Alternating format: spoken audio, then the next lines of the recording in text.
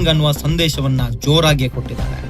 ಅಣ್ಣಾಮಲೈರವರ ಹವಾ ಒಂಚೂರು ಕಡಿಮೆ ಆಗಿಲ್ಲ ಅನ್ನೋದಕ್ಕೆ ತಮಿಳುನಾಡಲ್ಲಿ ಮೊನ್ನೆ ನಡೆದ ಬಿಜೆಪಿ ಮತ್ತು ಎಐಡಿಎಂಕೆ ಕಾರ್ಯಕರ್ತರ ಸಮಾವೇಶ ಮತ್ತೊಮ್ಮೆ ಸಾಕ್ಷಿಯಾಯಿತು.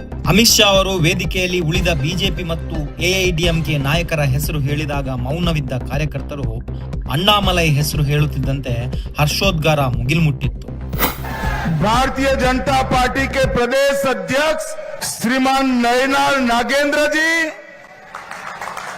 भारतीय जनता पार्टी के वरिष्ठ नेता के अन्नामलाई जी, तमिलनाडु. ಈ ಹಿಂದೆಯೂ ಅಮಿತ್ ಶಾ ಅವರಿಗೆ ಅಣ್ಣಾಮಲೈ ಕ್ರೇಜ್ನ ಅನುಭವ ಆಗಿತ್ತು. ಈಗ ಮತ್ತೆ ಅಣ್ಣಾಮಲೈ ಕ್ರೇಜ್ ಜೋರಾಗಿಯೇ ಇದೆ. ಎಐಡಿಎಂಕೆ ಬೆಂಬಲ ಮತ್ತು ತಮಿಳುನಾಡಿನಲ್ಲಿ ಬಿಜೆಪಿಯ ಉಳಿವಿಗಾಗಿ ಅಣ್ಣಾಮಲೈರವರನ್ನ ಪಕ್ಷದ ಅಧ್ಯಕ್ಷ ಸ್ಥಾನದಿಂದ